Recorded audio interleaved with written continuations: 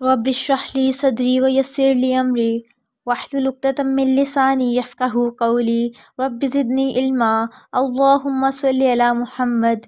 السلام علیکم ورحمۃ اللہ وبرکاتہ۔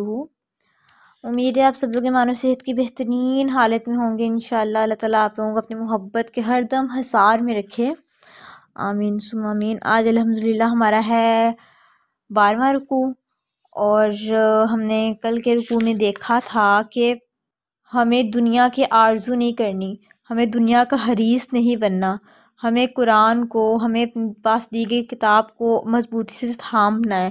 ہمیں یہودیوں کی طرح نہیں کرنا کہ ایک حصے کو لے لیا اور ایک حصے کو چھوڑ دیا۔ تو ہم اپنا آج کا سبق شروع کرتے ہیں۔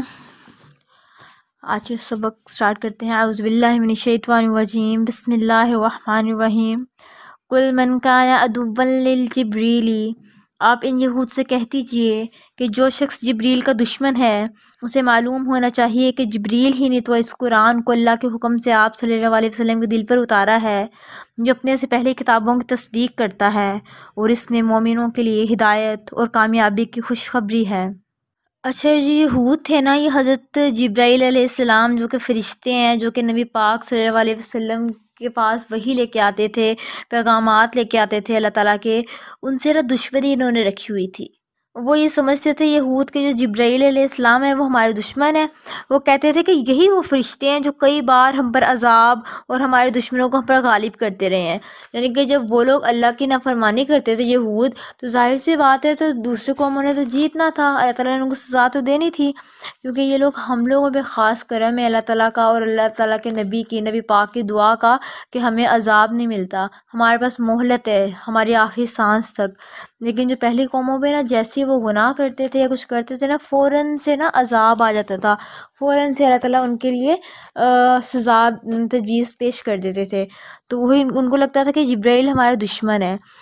تو یہاں پر اللہ تعالیٰ یہ کہہ رہے ہیں کہ حالانکہ جبرائیل تو وہی ہے، اس قرآن کو اللہ کے حکم سے آپ کے دل پر اتارا ہے۔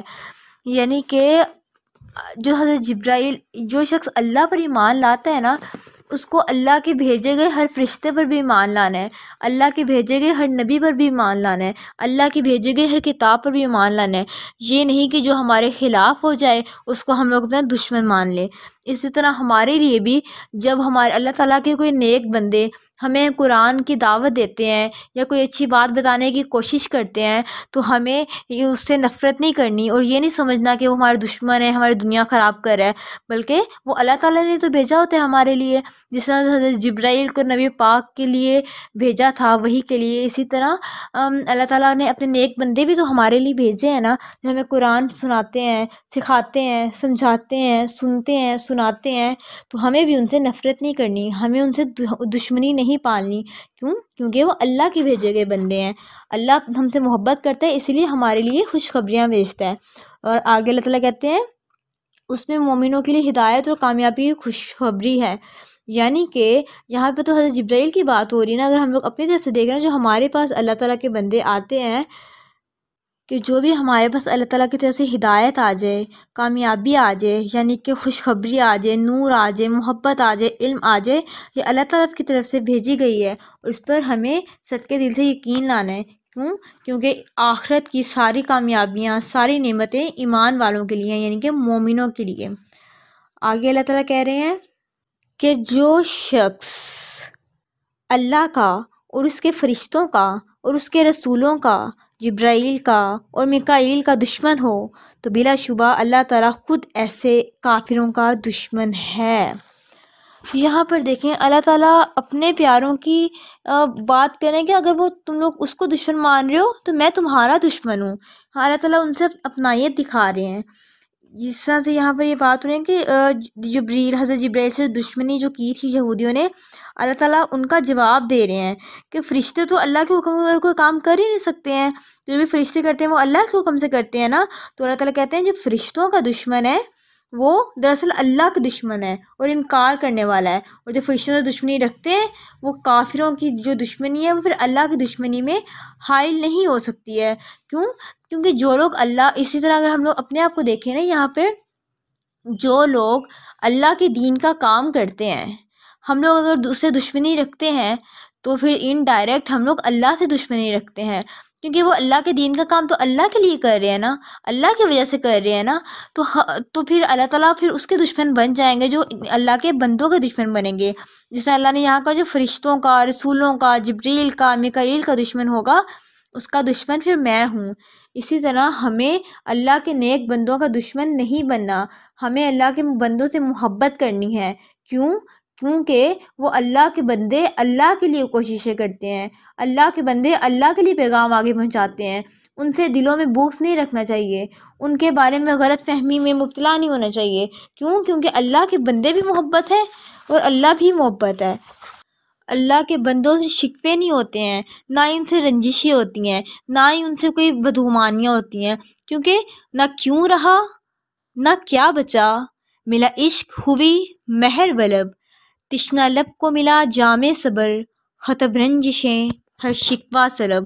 یعنی کہ جو لوگ اللہ کے دین کے لیے چل پڑتے ہیں ان سے رنجشیں، سارے شکوے ختم ہو جاتے ہیں، شکوے تمام شد. ہمیں بھی ان سے بدگمانیاں نہیں رکھنی. کیونکہ وہ اللہ کے بندے ہیں، اہل محبت ہیں، اہل قرآن ہیں. آگے اللہ تعالیٰ کہہ رہے ہیں کہ ہم نے آپ کی طرف نہایت واضح آیات نازل کی ہیں جن کا بد کرداروں کے سوا کوئی بھی انکار نہیں کرتا. کیا ایسا نہیں ہوا جب بھی ان یہود نے کوئی عہد کیا تو انہی کے ایک گروہ نے اسے پستے پشت ڈال دیا، بلکہ ان میں سے اکثر اس پر ایمان ہی نہیں لاتے. یہاں پر اللہ تعالیٰ کہہ رہے ہیں کہ جب نہایت واضح آیات آ جاتی ہیں، روشن نشانیاں آ جاتی ہیں، بینہ دلیلیں نازل کر دی جاتی ہیں، تو ان کا انکار صرف بد کردار کرتے ہیں. بد کرداروں کے علاوہ کوئی بھی ان کا انکار نہیں کرتا. کیونکہ جو بد کردار ہوتے ہیں نا، وہ لوگ اپنی روش پہ چل رہے ہوتے ہیں کہ ہاں میرا، میں، مجھے، مجھ سے، میں نے، بس وہ اسی کے گرد گھوم رہے ہوتے ہیں، اسی کے گرد چکر لگا رہے ہوتے ہیں. وہ اس نفسا نفسی کے عالم میں صرف ان کو اپنا آپ پتہ ہوتا ہے. وہ نہ دین کے لیے کوششیں کرتے ہیں، نہ دین کو، وہ کوشش انہوں نے کیا خاک کرنی ہے، وہ تو دین کو ایکسیپٹ ہی نہیں کرتے. تو اللہ تعالیٰ کہتے ہیں کہ وہ انکار صرف بد کرداروں کے سوا کوئی بھی انکار نہیں کرتا. یعنی کہ اگر ہمارے سامنے قرآن آ جاتا ہے، اللہ کی روشن نشانیاں آ جاتی ہیں، نماز کی آواز آ جاتی ہے، تو ہمیں اٹھ کے محبت سے سجدہ میں جھکا دینا ہے، اپنے سر کو سجدے میں جھکا دینا ہے. کیونکہ ہم لوگ کردار والے ہیں، ہم لوگ مومن ہیں، مسلمان ہیں، اہل محبت ہیں، اہل یقین ہیں. تو ہمیں بد کرداروں کی طرح نہیں بننا. ہمیں آیات کا نہ قولی انکار کرنا ہے اور نہ عملی انکار کرنا ہے. دو طرح کے انکار ہوتے ہیں نا، قولی انکار یعنی کہ زبان سے انکار کرنا کہ میں نہیں مانتا، اور عملی انکار اپنے عمل سے انکار کرنا کہ جو حکم دیا گیا اسے نہ ماننا. تو ہمیں نہ ہی انکار کرنے والے میں شامل نہیں ہونا. کیونکہ انکار صرف بد کردار لوگ کرتے ہیں. تو ہمیں اپنے عمل سے بھی اقرار کرنا ہے اور اپنی زبان سے بھی اقرار محبت کرنا ہے انشاءاللہ. آگے اللہ تعالیٰ کہتے ہیں کہ حقیقت یہی ایمان نہیں لاتے، اور جب بھی ان کے پاس اللہ کی طرف سے کوئی ایسا رسول آیا جو ان کے پاس موجود کتاب کی تصدیق بھی کرتا تھا، تو انہیں اہل کتاب کے گروہ نے اللہ کی کتاب کو یوں پس پش ڈال دیا جیسے وہ اسے جانتے ہی نہ ہوں. یہاں پر دوبارہ یہودیوں کے کردار پر گرفت کی گئی ہے کہ جو ان کو تورات میں نشانیاں دی گئیں نبی پاک کے آنے کی کہ وہ اس طرح سے آئیں گے اور اس وقت آئیں گے اور عرب میں آئیں گے، تو انہوں نے پہچان تو لیا تھا اسے، یعنی کہ نبی پاک کو پہچان لیا تھا کہ ہاں یہ وہی ہیں، اور ان کو یقین بھی تھا، بلکہ وہ تو انتظار کر رہے تھے. ہم نے پیچھے پڑھا تھا نا، وہ انتظار کر رہے تھے نبی پاک کے آنے کا، اللہ سے مدد مانگتے تھے کہ بھیج دو. لیکن بعد میں جب وہ بنی اسرائیل کی بجائے بنی اسماعیل میں سے آیا تو وہ لوگ حسد و ضد کی وجہ سے ان کو ماننے سے انکار ہی کر دیا. تو اللہ تعالیٰ یہی بات کر رہے ہیں کہ ایمان لانے سے انکار کرنے کا انہوں نے اس کتاب کے حصوں کو بھی فراموش کر دیا، جیسے وہ انہیں جانتے ہی نہ ہوں. کس کتاب کے حصے کو؟ تورات کو. تورات میں ذکر تھا نا نبی پاک کے آنے کا، نبی پاک کے مبعوث ہونے کا. تو جب ان نبی پاک آ گئے لیکن بنی اسماعیل میں سے آئے تو انہوں نے اپنی کتاب کو ہی فراموش کر دیا، اپنی کتاب تورات کو ہی نظر انداز کر دیا کہ اگر ہم اس کو مانیں گے تو ہمیں نبی کو ماننا پڑے گا، اور نبی کو وہ لوگ ماننے والے تھے ہی نہیں. تو اللہ تعالیٰ یہی بات کر رہے ہیں کہ انہوں نے ایسے ماننے سے انکار کر دیا جیسے اسے جانتے ہی نہ ہوں. آگے اللہ تعالیٰ فرما رہے ہیں وَاتَّبَعُوا مَا تَتْلُو الشَّيَاطِينُ عَلَى مُلْكِ سُلَيْمَانَ، اور یہ یہود ان جنتروں منتروں کے پیچھے لگ گئے جو سیدنا سلیمان کے دور حکومت میں شیاطین پڑھا کرتے تھے۔ سیدنا سلیمان نے ایسا کفر کبھی نہیں کیا، بلکہ کفر تو وہ شیطان لوگ کرتے تھے جو لوگوں کو جادو سکھاتے تھے۔ نیز یہ یہود اس چیز کے بھی پیچھے لگ گئے جو بائبل میں ہاروت اور ماروت دو فرشتوں پر اتاری گئی۔ یہ فرشتے کسی کو کچھ نہ سکھاتے۔ اچھا، یہاں پر نا ایک واقعے کا ذکر ہو رہا ہے۔ یہ وہ واقعہ ہے جو حضرت سلیمان کے دور میں ہوا تھا۔ میں آپ کو اس کو بتا دیتی ہوں، اس کا مین پوائنٹ یہ کہ نا اس آیت میں، اس واقعے میں نا یہودیوں کے ایک نا مکروہ کردار کو نا واضح کیا گیا ہے کہ جب اخلاقی اور مادی کا دور آیا نا تو انہوں نے تورات اور اس کے احکام کو پس پشت ڈال دیا اور جادو ٹونے اور یہ طلسمات، عملیات، تویز گنڈوں کے پیچھے پڑ گئے اور ایسی تدبیریں ڈھونڈنے لگے جنہیں مشقت اور جدوجہد کے بغیر محض پھونکوں اور منتروں سے سارے کام بن جایا کریں۔ یہ انہوں نے نا یہ طریقہ ڈھونڈ گیا۔ ہر دور میں مختلف چیزیں پیک پہ جاتی ہیں نا، جیسے حضرت فرعون کے زمانے میں جادو بہت پیک پہ تھا، حضرت موسیٰ کو ویسے معجزہ ملا۔ حضرت عیسیٰ کے دور میں بہت زیادہ لوگ بیمار تھے اور بیماری تھی تو حضرت عیسیٰ کو ویسے معجزات ملے جو ہم نے پیچھے پڑھے ہیں، وہ زندہ کر دینا اللہ کے حکم سے اور کوڑی کے مریض کو صحیح کر دینا اللہ کے حکم سے، اس طرح سے۔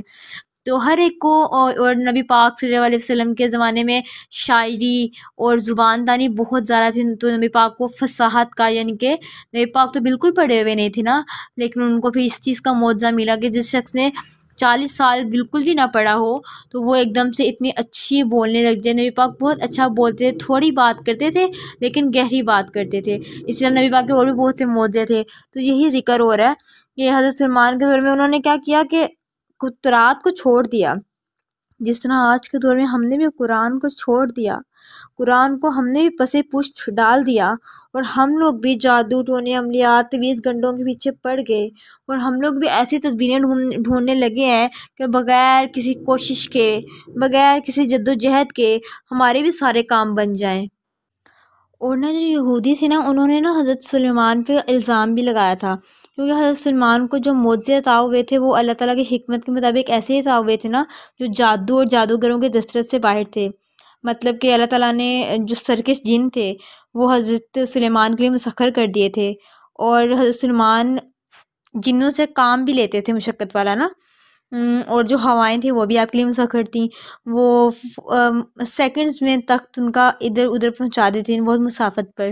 پرندے بھی آپ کے لیے مسخر تھے، آپ ان سے بھی کام لیتے، یعنی کہ بہت بڑی سلطنت کے مالک تھے، صرف انسانوں پہ نہیں، جنوں، ہواؤں، چرند پرند، جانور، ہر ایک پہ اور ایون کہ حضرت سلیمان ان کی جو بولی تھی نا وہ بھی سمجھ لیتے تھے۔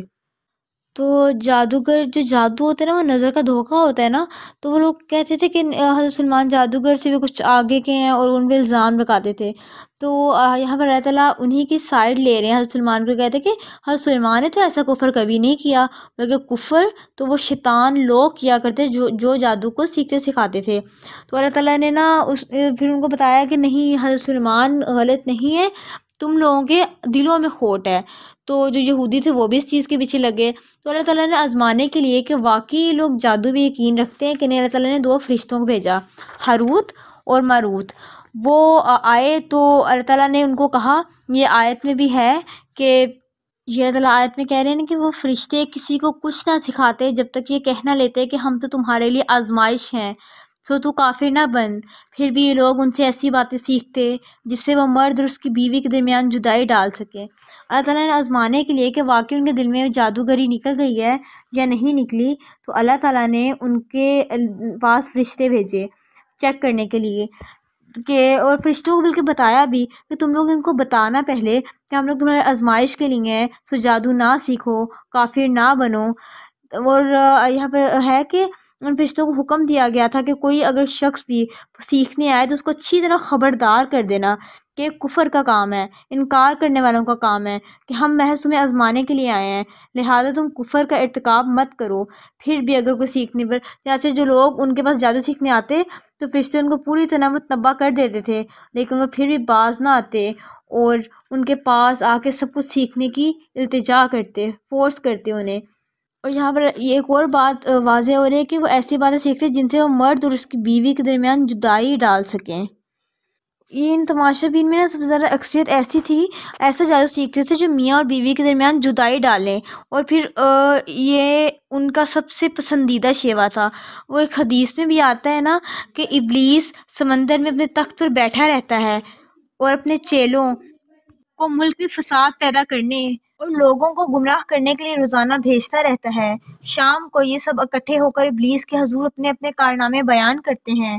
کوئی کہتا ہے کہ میں نے فلاں فتنہ کھڑا کیا، اور کوئی کہتا ہے کہ میں نے فلاں شر برپا کیا، مگر ابلیس انہیں کچھ اہمیت نہیں دیتا اور کہتا ہے تو نے تو کچھ نہیں کیا۔ پھر ایک اور چیلا آ کر کہتا ہے کہ میں فلاں میاں بیوی میں جدائی ڈال کے آیا ہوں، تو ابلیس خوش ہو کر اسے شاباش دیتا اور گلے لگا لیتا ہے اور کہتا ہے یہ تھا کرنے کا کام جو اس نے سر انجام دیا ہے۔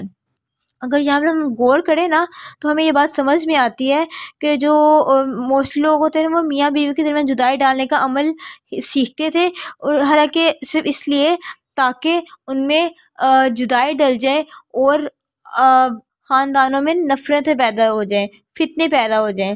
تو اللہ تعالیٰ آگے کیا کہتے ہیں، حالانکہ وہ اللہ کے حکم کے بغیر کسی کو بھی نقصان نہیں پہنچا سکتے۔ وَمَا هُمْ بِضَارِّينَ بِهِ مِنْ أَحَدٍ إِلَّا بِإِذْنِ اللَّهِ، یعنی کہ یہاں پر ہمارے لیے سمجھنے کی بات ہے، یقین کی بات ہے، محبت کی بات ہے کہ اگر اللہ تعالیٰ چاہے گا تو ہی جادو سے کرے گا، بِإِذْنِ اللَّهِ، اللہ کے اذن سے۔ اگر اللہ رب العزت نہیں چاہیں گے تو جادو اثر کسی بھی قیمت میں، کسی بھی صورت میں، کسی بھی حالت میں نہیں کر سکتا، جادو اثر نہیں ہو سکتا۔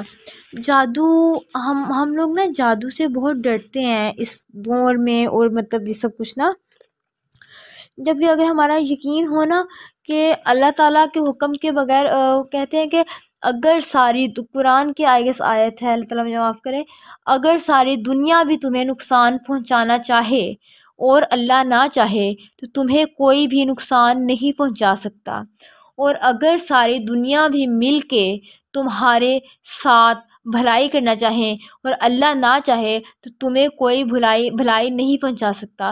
یعنی کہ ہر نقصان، ہر نیکی، ہر محبت، ہر نفرت اللہ کے حکم سے ہوتی ہے۔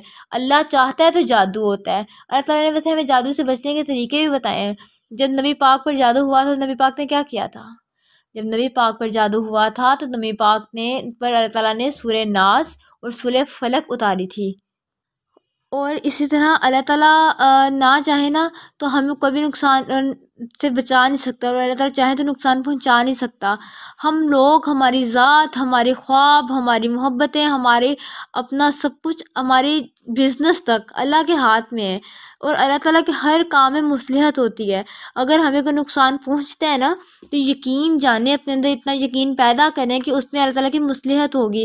اگر ہمارا کوئی رشتہ ٹوٹتا ہے تو یقین جانیں اس میں اللہ تعالیٰ نے ہی کوئی بہتری رکھی ہوگی، موو آن کر لیا کریں۔ کوئی نقصان ہو جائے تو اس ایک نا روایت ہے مجھے ان بزرگ کا نام بھول گیا ہے کہ نا وہ بیٹھے ہوتے ہیں تو نا ان کے پاس ان کے آ کے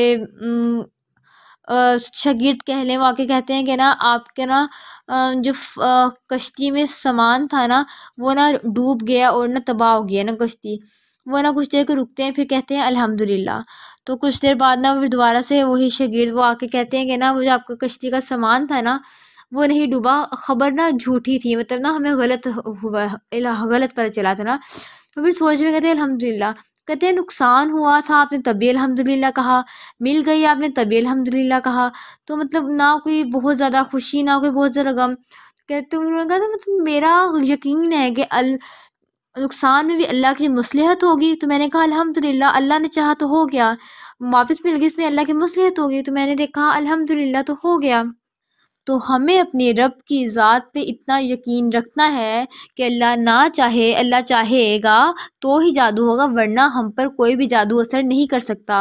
اور ہمیں تعوذ، سورہ فلق اور سورہ ناس اپنے پڑھ کے رات کو جیسے نبی پاک پڑھ کے سوتے تھے ہمیں پڑھنی ہے، تاکہ اور ہمیں صبح شام کے اذکار پڑھنے ہیں، تاکہ ہم لوگ حفاظت کی دعائیں پڑھنی ہیں جو مستون ہیں، تاکہ ہم لوگ ہر شر سے محفوظ رہ سکیں۔ وہ ہے نا دعا اعوذ بکلمات اللہ التامات ताम्माति मिन शर्रि मा खलक, अल्लाह मैं पनाह मांगता हूँ हर शर से। इस तरह बहुत सी प्यारी प्यारी दुआएं हैं जो हमें अल्लाह के नबी ने सिखाई हैं। तो हमें सुबह शाम के ज़िक्र की हिफाजत करनी है। हम लोग सुबह शाम के अज़कार पढ़ेंगे, सुबह शाम की हिफाजत की दुआएं पढ़ेंगे, तो हम लोग अल्लाह के हिसाब में रहेंगे, अल्लाह के हिफाजत में रहेंगे। तो जब हमारे लिए हम फरिश्ते हमारी हिफाजत करेंगे, तो हमें अपनी ज़िंदगियों में सुबह शाम के अज़कार को राग़िब करना है, ताकि हम लोग इस जादू इन सब से पाक हो सकें, इनसे बच जाएं। और हमें आयतुल कुर्सी की तिलावत को भी अपना मामूल बनाना है, क्योंकि हदीसों में आयतुल कुर्सी का भी आता है ना उससे, और सूरह बकरा, इन सब चीज़ों की हमें अपनी ज़िंदगी में आदत डालनी है। ये नहीं कि बस ऊपर से यकीन के साथ कि हाँ अल्लाह के हुक्म के बगैर कोई भी जादू असर नहीं कर सकता। अल्लाह के हुक्म के बगैर हमें कोई भी चीज़ नुकसान नहीं पहुंचा सकती। अगर हमारे लिए कोई नुकसान लिख दिया गया है तो उसमें भी हमारे लिए कोई ना कोई बेहतरी होती है। वो है ना, इन्ना माअल युस्रि युस्रा, यानी कि हर मुश्किल के साथ आसानी है। कहते हैं कि अगर आप लोग दो पेंसिल को साथ जोड़ दो, इमेजिन करो कि एक मुश्किल और एक आसानी है, बिल्कुल साथ जुड़ी हैं। तो अगर हम लोग मुश्किल को फेंकेंगे, एक पेंसिल को फेंकेंगे, दूसरी भी साथ ही जाएगी। तो हम लोग मुश्किलों से घबराते हैं ना, तो यकीन करें मुश्किलें हमें बड़ा बनाने के लिए आती हैं, हमें उभारने के लिए आते हैं, हमारे अंदर को निखारने के लिए आती हैं। तो अगर हमें कोई मुश्किलें आती हैं, हमें कोई परेशानियाँ आती हैं, तो यकीन रखें अपनी रब की ज़ात पे कि उसमें कोई ना कोई हिकमत ही होती है, उसमें हमारे लिए कोई ना कोई सबक होता है, उसमें हमारे लिए कोई ना कोई रहमत होती है, उसमें हमारे लिए कोई ना कोई मोहब्बत होती है। हमें फ़ौरन ही अपने रब से बदगुमान नहीं होना, हमें फ़ौरन ही अपने रब से शिकवे नहीं करने, हमें फ़ौरन ही अपने रब को जाकर शिकायतें नहीं करनी। हमें यकीन रखना है कि अल्लाह ताला हमारे लिए कुछ भी गलत नहीं चाह सकते। और आगे अल्लाह ताला कहते हैं, वो बातें भी ऐसे सीखते हैं जो उन्हें दुख ही दें, फ़ायदा ना दें। और ये भी खूब जानते थे कि जो ऐसी बातों का खरीदार बना उसका आखिरत में कोई हिस्सा नहीं।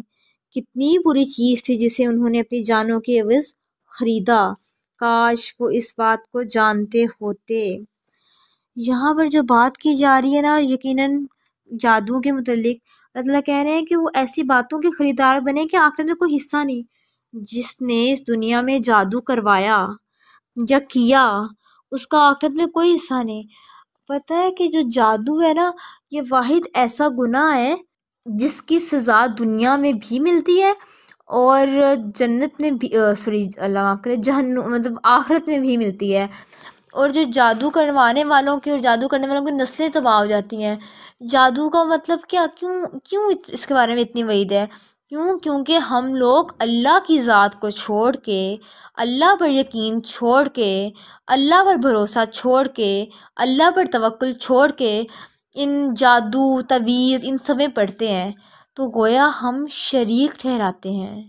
तो अगर हम लोग तौबा नहीं करेंगे तो हम लोग काफिर ही मरेंगे और काफिर ही उठाए जाएंगे। तो अल्लाह ताला कह रहे हैं कि कितनी बुरी चीज़ थी जिसे उन्होंने अपनी जानों की वजह खरीदा। कितनी बुरी चीज़, यानी कि कुफ्र कितना बुरा था कि उन्होंने उसके बदले अपनी आखिरत, अपना ईमान, अपनी ज़ात, अपना आप ही दाव पर लगा दिया। कितना बुरा उन्होंने तिजारत की, कितनी बुरी उन्होंने ख़रीदारी की, कितना बुरा उन्होंने हिस्सा पाया। तो अल्लाह ताला यही बात कर रहे हैं और आगे कहते हैं काश वो इसको जानते होते। अल्लाह कहते हैं कि अगर वो लोग इल्म रखते तो वो लोग इसको करते ही ना।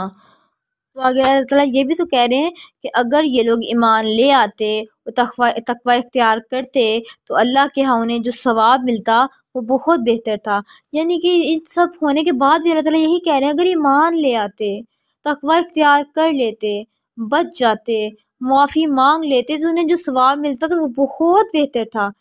यानी कि अल्लाह ताला ये नहीं कह रहे कि मैं माफ़ नहीं करूँगा, तो अगर ये लोग ईमान ले आते, अगर ये लोग मान लेते, अगर ये लोग परहेज़ कर लेते, तो इनको जो मैं देता वो बहुत बेहतर। काश ये लोग जानते होते। हम लोग ना शऊर नहीं रखते, हम लोग इल्म नहीं रखते कि अल्लाह ताला ने हमारे लिए क्या लिखा होता है, और हम लोग किन चीज़ों के पीछे थक रहे होते हैं। कोई हमें छोड़ के चला जाए, उसके गम में हम अपनी ज़िंदगी आखिरत सब तबाह कर लेते हैं, जबकि हम लोग इस चीज़ को नज़रअंदाज कर देते हैं कि अल्लाह ताला ने हमारी ज़िंदगी में भेजा था, अल्लाह ने छीन लिया, اللہ نے تقدیر میں ایسے لکھا تھا۔ ہم لوگوں کے پاس نور ہی نہیں ہے، سمجھنے کا نور ہی نہیں ہے، ہم لوگ جاننے کی صلاحیت ہی نہیں رکھتے۔ تو اللہ تعالیٰ بھی کہتے ہیں کہ اگر یہ جان لیتے تو یہ لوگ کھلی گمراہی سے بچ جاتے۔ اللہ تعالیٰ سورہ زمر میں کہتے ہیں بھلا جس کا سینہ اللہ نے دین اسلام کے لیے کھول دیا ہے سو وہ اپنے رب کی طرف سے روشنی میں ہے، نور میں ہے۔ سو جن لوگوں کے دل اللہ کے ذکر سے متاثر نہیں ہوتے ان کے لیے بڑی خرابی ہے، یہ لوگ کھلی گمراہی میں ہیں۔ تو اگر ہم لوگ اللہ پر یقین نہیں رکھتے، ہمارے پاس قرآن آ گیا، اسلام آ گیا، پھر بھی ہم یہ یقین رکھتے ہیں کہ اس نے جادو کروا دیا، اس نے ہمارے اوپر یہ کر دیا وہ کر دیا، اسی خوف سے ہم لوگ جیتے ہیں اور اسی خوف سے مر جائیں گے، تو ہم لوگ کتنی گمراہی میں مریں گے۔ ہم لوگوں کو اللہ پہ یقین ہے ہی نہیں کہ یار اللہ تعالیٰ، وہ اللہ جس نے ہم سے اتنی محبت کی، ہمارے لیے اتنی نعمتیں دی، وہ ہمیں ایسے کیسے نقصان پہنچا سکتا ہے؟